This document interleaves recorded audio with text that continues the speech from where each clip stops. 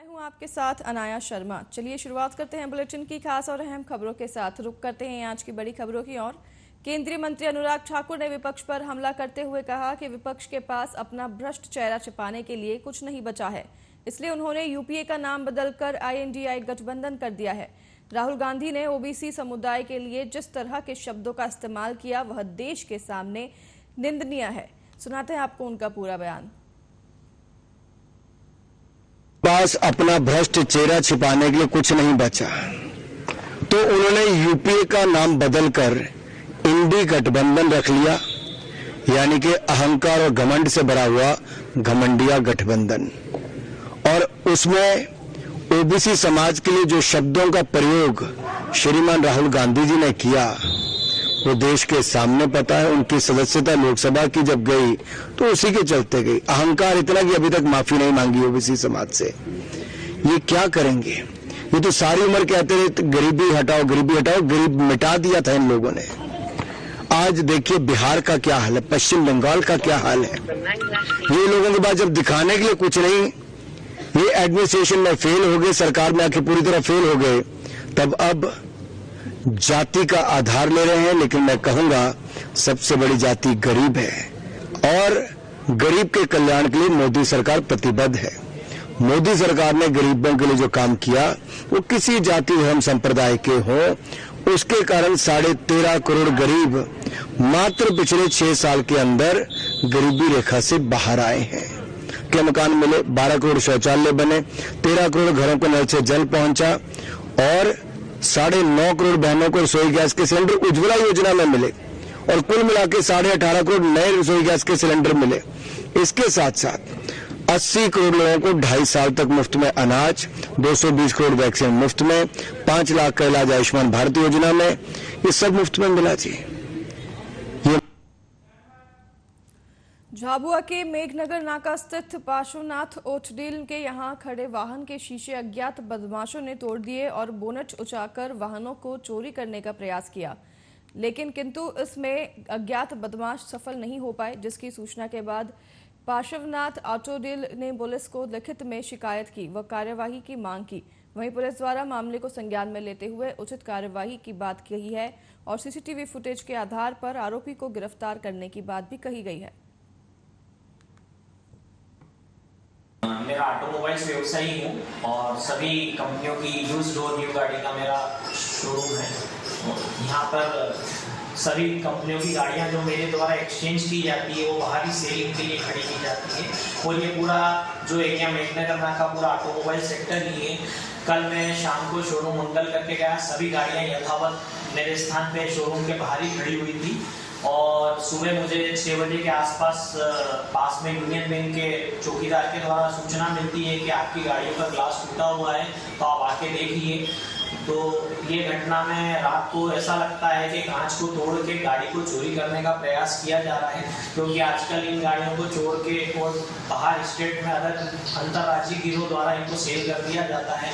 तो ये बड़ा चिंता का विषय है, क्योंकि हमारा जो कुछ व्यवसाय है इसमें सारा पैसा जो रहता है गाड़ियों में ही लगा हुआ रहता है। और ऐसे एक शोरूम के बाहर स्विफ्ट गाड़ी रखी हुई थी, तो उसका कांच फूटा है। घटना स्थल का निरीक्षण श्रीमान थाना प्रभारी महोदय ने किया, मेरे द्वारा भी किया गया है। तो इसमें आसपास के जो CCTV फुटेज है वो निकाले जा रहे हैं, हमारी टीम लग चुकी है इसमें और जल्दी से जल्दी उन आरोपियों के खिलाफ। जातिगत जनगणना पर हरियाणा के मुख्यमंत्री मनोहर लाल खट्टर ने बयान दिया है। उन्होंने कहा, जिस प्रकार की मांग बाकी प्रदेशों में है ऐसी कोई मांग हमारे यहाँ नहीं है। हमारे यहाँ मांग इसलिए नहीं है क्योंकि हमारे यहाँ समाज के हर वर्ग में जरूरतमंद की पहचान कर ली गई है और ये जाति से ऊपर उठकर की गई है। कांग्रेस ने हमेशा 3C करप्शन, क्राइम और कास्ट की राजनीति की है। आपको सुनाते हैं उनका पूरा बयान। Caste based politics. देखिए, हमारे यहाँ जिस प्रकार की मांग बाकी प्रदेशों में है ऐसी कोई मांग नहीं है। इसलिए नहीं है कि हमने अपने यहाँ समाज के हर वर्ग में जो नीडी आदमी है, जो गरीब है, उसकी पहचान पहले से कर ली है। वो कास्ट बेस से भी ऊपर उठ करके की है। कांग्रेस ने हमेशा देश में 3 खेल चले हैं। 3C उनका जो एक खेल होता था जिसके अंदर करप्शन थी, जिसमें क्राइम था और उसमें तीसरा कास्ट बेस्ड पॉलिटिक्स। ये कास्ट बेस्ड पॉलिटिक्स कभी भी भारतीय जनता पार्टी के एजेंडे में नहीं रही। हम तो जो व्यक्ति जिस कारण से वो कास्ट बेस्ड को मांग रहा है गणना को, वो है गरीब लोगों की सहायता ज्यादा हो, उन लोगों का कैसे हित हो, वो हित इसके बिना भी हम कर रहे हैं। हम कास्ट से ऊपर उठे हैं। आपको याद होगा मैंने करनाल में ही हरियाणा एक हरियाणवी एक ये नारा यदि दिया था तो इसलिए दिया था कि कास्ट बेस्ड पॉलिटिक्स ना करके लोग इस भावना से ऊपर उठ जाएं, और हरियाणा में लोग ऊपर उठ गए। पिछले 24 घंटों में बिहार के 9 जिलों में डूबने से 22 लोगों की मृत्यु हो गई है और बिहार के मुख्यमंत्री नीतीश कुमार ने घटना पर शोक व्यक्त किया और प्रत्येक परिवार को 4 लाख रुपए की अनुग्रह राशि देने की घोषणा भी की।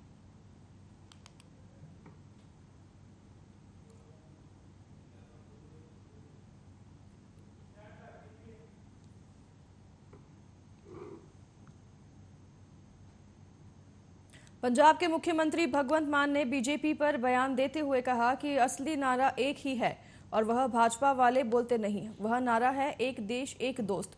जो दोस्त हैं उनके घर पर ईडी जानी चाहिए। एक दोस्त के लिए उन्होंने 140 करोड़ लोगों को सूली पर टांग कर रखा है। सुनिए आप उनका पूरा बयान। एक नारा वो जो है वो बीजेपी वाले बोलते नहीं है, लेकिन असली नारा वही है, एक देश एक दोस्त। जो दोस्त है उसके घर पे ईडी जानी चाहिए ना। जो एक ही दोस्त है, बस एक दोस्त के लिए 140 करोड़ लोगों को सूली पे टांग रखा है, ठीक है ना। इसलिए ये जो दिया है वो जब बुझता है वो ज्यादा फटफट करता है। तो ये बीजेपी का जबर और जुल्म का दिया जो है ये आने वाले महीनों में बुझने वाला है। और पंजाबी में कहते हैं अत आड़े ते अतक तत्ता अत, लेकिन अत करने वाले को, अत मीन्स इंतहा, अत करने वाले को पता नहीं चलता कब अदक की टिप्पी बन जाती है। आड़े ते टिप्पी तत्ता अंत। सो अत तो हो गई है, अब अंत होने वाला है। मैं तो यही कहूंगा कि ये जो नफरत की राजनीति करते हैं, ये धर्म की और एक दूसरे को लड़ाने की राजनीति करते हैं कि लंबे सफर को मीलों में मत बांटिए, कौम को कबीलों में मत बांटिए। एक बहता दरिया है मेरा भारत देश। दिल्ली के मुख्यमंत्री अरविंद केजरीवाल ने मजलिस पार्क मेट्रो स्टेशन के पास C&D प्लांट का उद्घाटन कर लिया है। इस दौरान दिल्ली के मुख्यमंत्री अरविंद केजरीवाल ने कहा कि मुझे बेहद खुशी है कि आज बुराड़ी में 2000 मीट्रिक टन के C&D प्लांट का उद्घाटन हुआ है।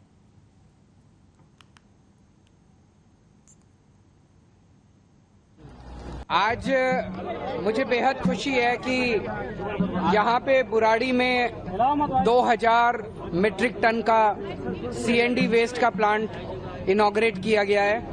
C&D वेस्ट मतलब मलबा। हम देखते हैं कि दिल्ली में जगह जगह मलबे के ढेर पड़े रहते हैं और उसकी वजह से गंदगी फैलती है। तो ये 2000 मीट्रिक टन का प्लांट बना है।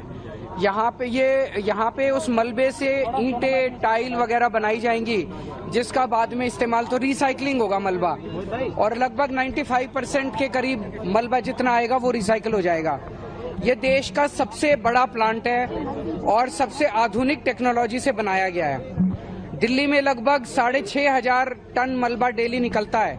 अब ये प्लांट बनने के बाद दिल्ली में लगभग 5000 मीट्रिक टन का मलबा प्रोसेस हो सकता है।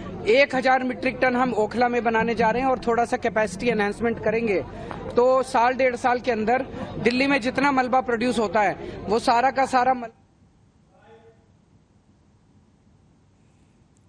इजराइल पर हमास द्वारा आतंकी हमले पर बोले नेशनल कॉन्फ्रेंस के अध्यक्ष फारूक अब्दुल्ला। उन्होंने कहा कि जंग किसी भी हालत में बुरी होती है, इसमें लोगों का ही नुकसान होता है, कितने बेगुनाह मारे जाएं।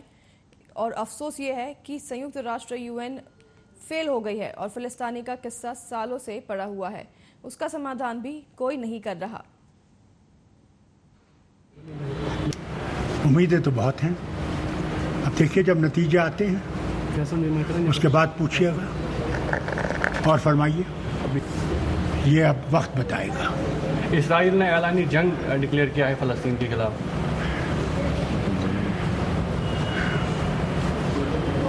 जंग किसी भी हालत में बुरी होती है, उसमें लोगों का नुकसान होता है।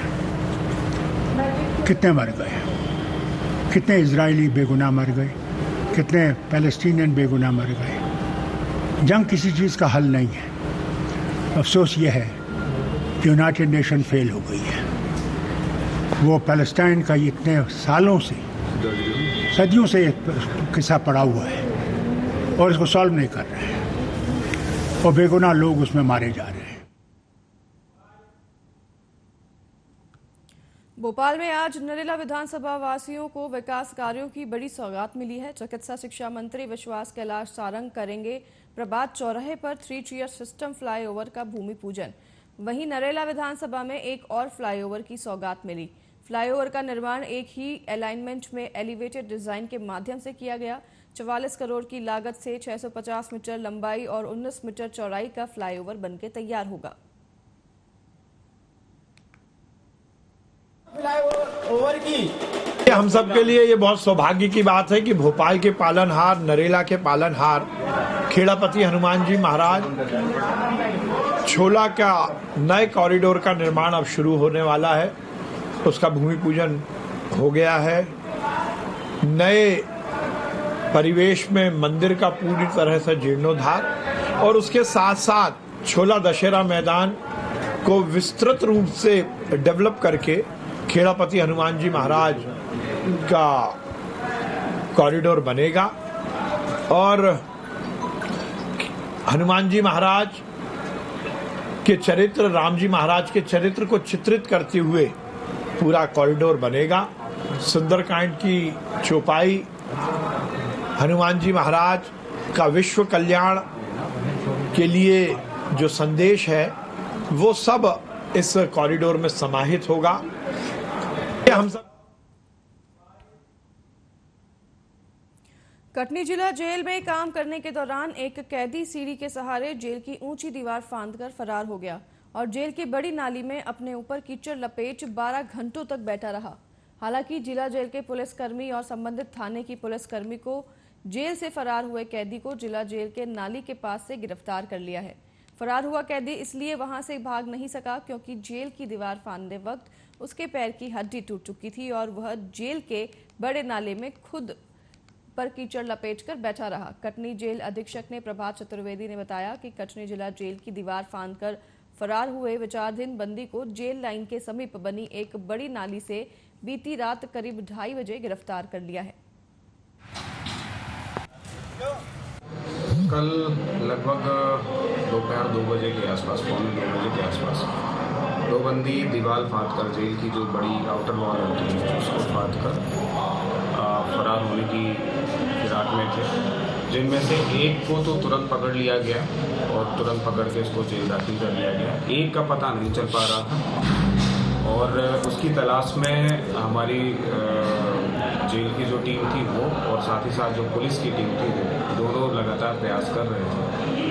पूरी घटना से वरिष्ठ अधिकारियों को भी अवगत कराया गया था और साथ ही साथ जो संभावित उस बंदी के जाने की संभावित जगह हो सकती थी वहाँ भी हमने अपनी टीमें जो है तैनात कर रखी। जैसे वो कैमूर थाना क्षेत्र का था, वहाँ भी हमारे सूचना तंत्र के लोग लगे हुए थे और हमारी टीम के लोग भी वहाँ पे मौजूद थे और दूसरी टीम को हमने यहाँ पे जेल परिसर में ही तलाशी का, सर्चिंग का काम सौंपा हुआ था और लगभग रात्रि में 2 बजे के आसपास उसकी आहट एक हमारे सिपाही को, उसका नाम योगेंद्र पटेल है, उसको सुनाई दी।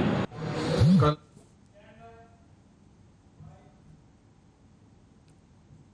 पन्ना नगर के छत्रसाल स्टेडियम में 8 अक्टूबर से 10 अक्टूबर तक चलने वाले संभागीय शालेय क्रीड़ा प्रतियोगिता का मंत्री विजेंद्र प्रताप सिंह सागर संभागकर राष्ट्रीय गण के साथ शुभारंभ हुआ। वहीं अवसर पर नगर पालिका अध्यक्ष श्रीमती मीना पांडे, सुरेंद्र सिंह परमार सहित काफी संख्या में जनप्रतिनिधि, अधिकारी, खिलाड़ी और खेल प्रेमी उपस्थित रहे। जानकारी के अनुसार इस प्रतियोगिता में 14-17 वर्ष के बालक और बालिका कबड्डी एवं 17 वर्ष बालक बालिका क्रिकेट के सागर संभाग के सभी 6 जिलों में लगभग 480 छात्र और छात्राएं सम्मिलित होकर अपने खेल कौशल का प्रदर्शन करेंगे और यहां से वे चयनित होकर राज्य स्तरीय प्रतियोगिता के लिए दावेदारी सुनिश्चित करेंगे।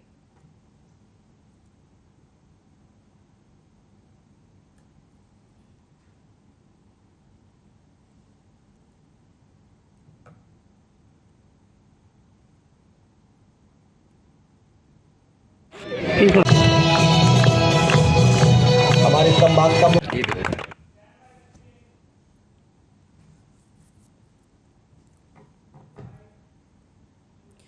विदिशा में श्री दिगंबर तारण जैन समाज द्वारा श्री जीनवानी पालकी की शोभा यात्रा एवं क्षमावाणी पर्व महोत्सव का आयोजन किया गया।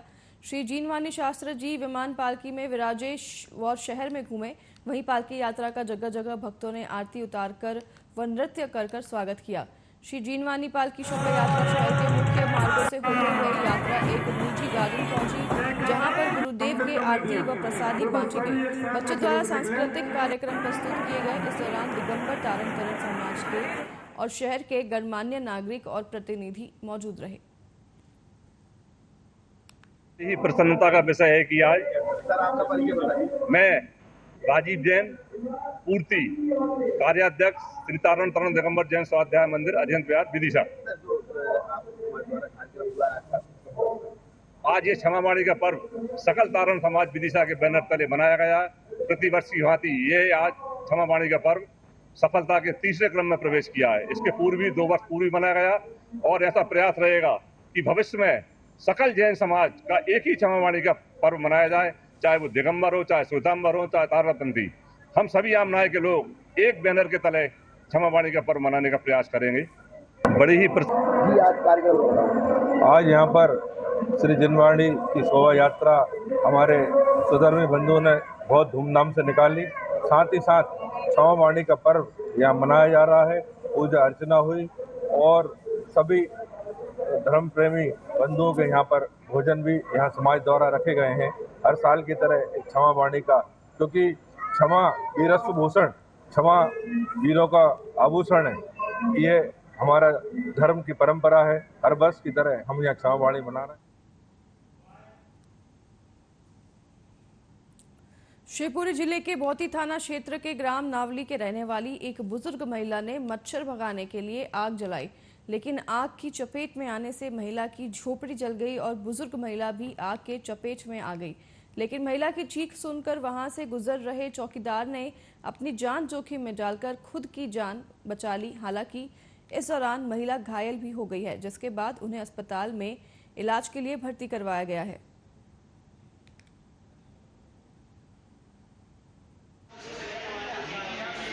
ये आग से जल गई है। इसकी झोपड़ी में रहती थी, जो झोपड़ी में उन्हें आग जलाई होगी मच्छर के लिए, तो अपने आप आग लगी। अच्छा, झोपड़ी में? जी सर। तो अकेली रहती थी क्या झोपड़ी में? जी अकेली रहती थी। हम खाना वाना देने को, क्यों मैं भैंसन में रहता हूँ, मैं रहता नहीं है घर पे, ये थे मेरा दूर, वैसे में चलाता हूँ 4 किलोमीटर तक और जंगल में था मैं। तो ये गाँव से बाहर रहती हैं या गाँव में ही रहती हैं? गाँव के बगल से ही रहती है। गाँव के बगल से। कितने भाई हो आप? अकेले ही। अकेले ही हो आप? हाँ। और आपकी शादी हुई है? शादी हुई है। तो आपके बच्चे कहाँ रहते हैं? बच्चे मेरी पत्नी यहाँ बीच गाँव में एक और मकान बना है। अच्छा, वहाँ रहती है। तो दादी को आप अपने साथ नहीं रखते क्या? रखता हूँ साथ में, वो आती नहीं है। वो बाथरूम के चक्कर में वो कभी यहीं रहती है। वो 2 एक बंगला बना है, एक झुकी बनी वहाँ पे। अच्छा। वहीं वैसे बंदी घुसा रखा है, मेरा बेड़ा बना है गाँव के पास। अच्छा। हमीरपुर में बीवार थाना इलाके के एक गांव में बिजली पोल की चपेट में आने से युवक को करंट लगने से उसकी मौत हो गई है। युवक अपने घर के बाहर काम कर रहा था, जिस दौरान बिजली पोल की चपेट में आ गया और उसकी मौके पर मौत हो गई। आनंद फानन में परिजन ने युवक को लेकर अस्पताल पहुंचे, जहां उसे डॉक्टरों ने मृत घोषित कर दिया।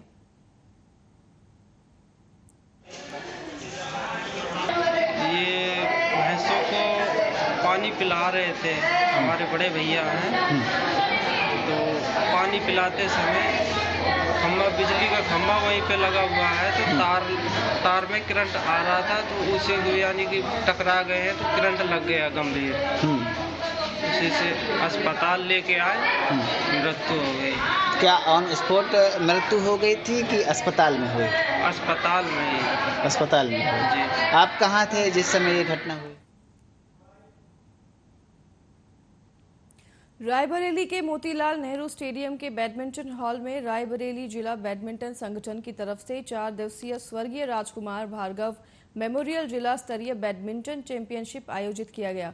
बैडमिंटन प्रतियोगिता में जनपद के लगभग 200 से अधिक खिलाड़ी हिस्सा ले रहे हैं। वहीं प्रतियोगिता को लेकर खिलाड़ियों में जबरदस्त उत्साह देखने को मिल रहा है। यह प्रतियोगिता 7 अक्टूबर से शुरू होकर 10 अक्टूबर तक चलेगी।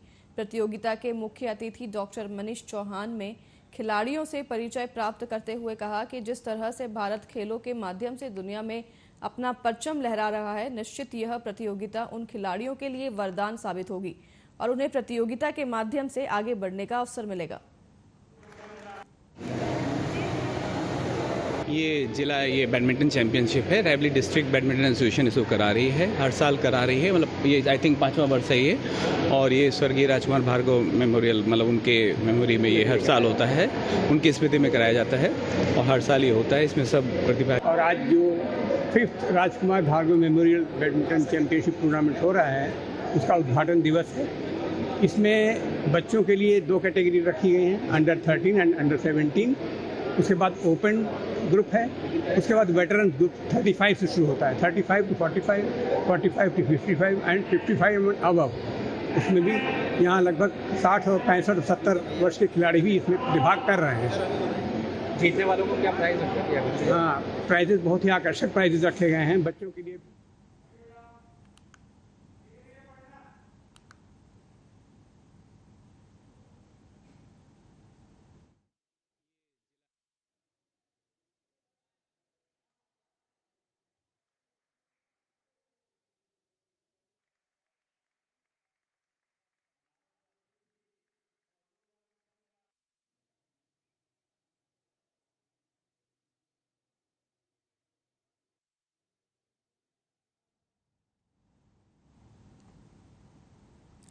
अगली खबर हमीरपुर से है, जहां नदियों में आत्महत्या करने का सिलसिला नहीं थम रहा। सदर कोतवाली इलाके के यमुना पुल का ये पूरा मामला बताया जा रहा है, जहां बीमारी से तंग बुजुर्ग महिला ने यमुना नदी में छलांग लगा ली। आपको बता दें कि नदी में कूदने से महिला की मौत हो गई है। वहीं मछुआरे की मदद से महिला के शव को बाहर निकाला गया है। सूचना पर पहुंची स्थानीय पुलिस ने कार्रवाई शुरू कर दी है और आगे की जांच में जुट गई है।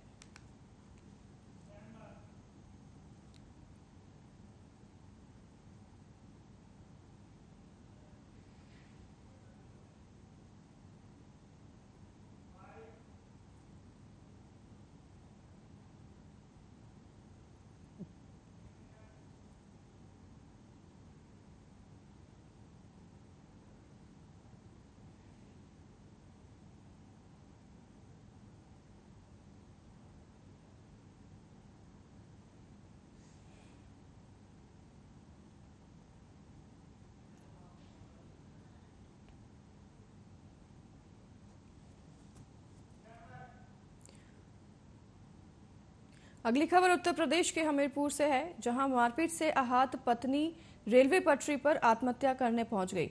शराबी पति ने पत्नी के साथ जमकर मारपीट की थी और मारपीट कर पत्नी को घर से निकाल दिया था, जिसके बाद पत्नी आत्महत्या करने रेल पटरी पर पहुंच गई। आपको बता दें कि शराब के नशे में आए दिन पत्नी के साथ उसका पति मारपीट करता था और वहीं चारवाहों ने महिला की जान बचाई है, जहां पर रो रो कर चारवाहों का महिला ने अपनी आपबीती बताई है। मौधा कोतवाली इलाके के छिरका गांव का ये पूरा मामला बताया जा रहा है, जहां पर पति से परेशान होकर पत्नी पटरी पर आत्महत्या करने पहुंच गई।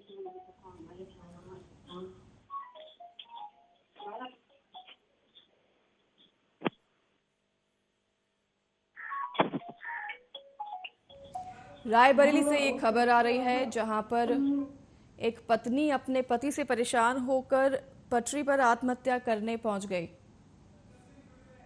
हमारे संवाददाता सत्यम सिंह इस पूरे मामले पर हमारे साथ जुड़ गए हैं। सत्यम सिंह, आप सुन पा रहे हैं हमें? पूरा मामला क्या है, इस पर जरा हमें रोशनी डालिए और किस वजह से पत्नी जो है गई थी पटरी पर, कब से चल रही थी ये मारपीट? सत्यम, आप हमें सुन पा रहे हैं?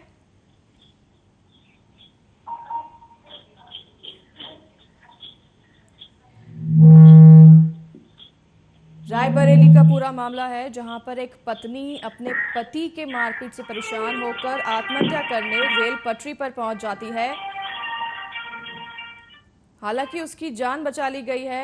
आप स्क्रीन पर देख सकते हैं किस तरह से महिला का रो रो कर बुरा हाल है।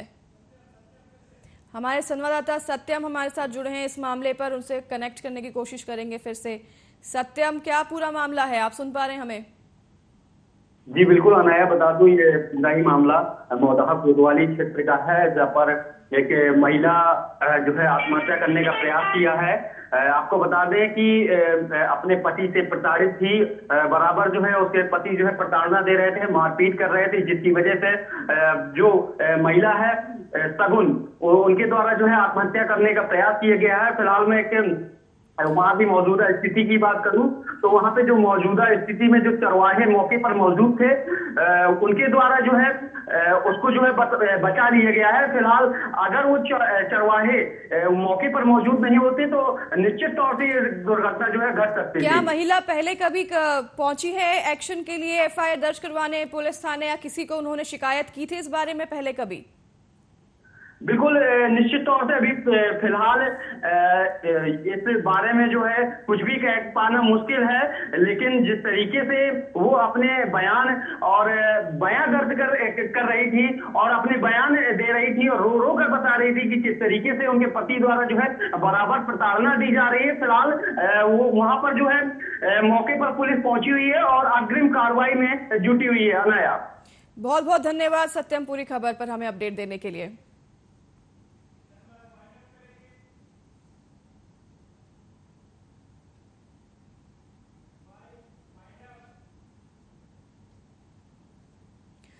तो फिलहाल इस बुलेटिन में हमारे साथ बस इतना ही। आप देखते रहिए आर्या न्यूज में। अनाया शर्मा आपसे लूंगी विदा। नमस्कार।